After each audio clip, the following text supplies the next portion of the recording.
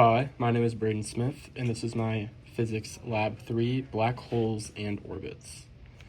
The purpose of this lab is split into two parts. Part 1, finding the mass of the black hole. To do that, we'll use motion data to determine the mass of the black hole by analyzing the star's orbit and then applying Newton's laws of motion and gravity. The second part of the lab is figuring out the orbit so they don't crash. We'll do this by simulating the gravitational interactions between a planet, its moon, and a spaceship to determine the initial velocity needed for the spaceship to achieve a stable figure-8 orbit influenced by both the planet and the moon. Some physics principles we'll use are Newton's law of universal gravitation, the momentum principle, parallel and perpendicular forces, as well as the velocity and position update formulas. Some takeaways / key assumptions. We figured out that the mass of the black hole was 1.39 times 10 to the 34, and the initial velocity of the ship is negative 4.3 times 10 to the 4 in the x direction, and 4 times 10 to the 5th in the y direction. Also, that gravity is the only force acting on these objects. The objects are point masses. The black hole and planet do not move.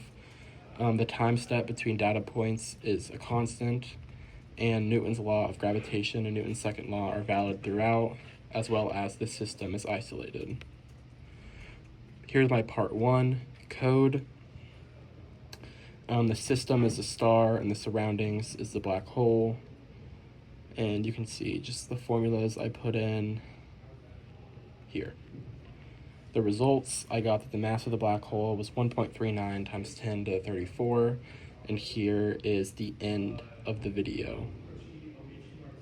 Here's my part 2 code. The system is the spaceship and the surroundings are the planet and moon, so I adjusted some of the formulas a little bit. And yeah, here's all the code that I used.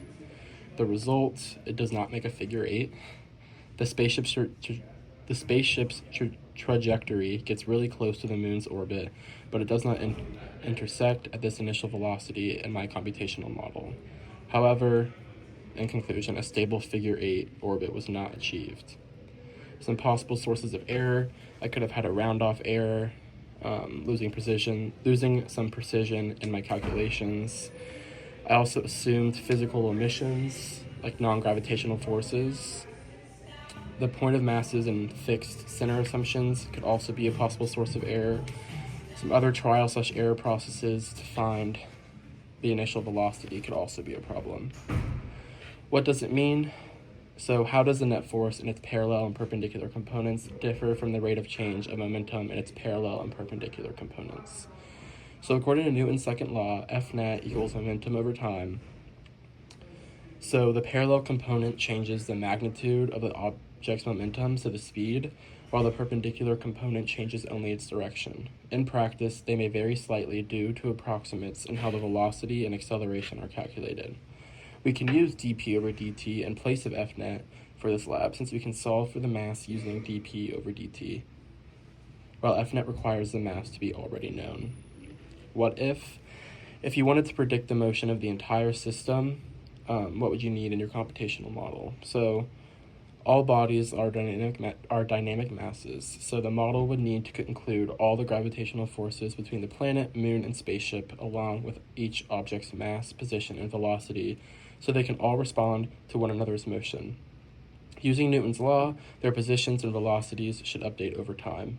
The planet's gravity would dominate in this model since it has the largest mass, so the force of gravity would be proportional to the mass.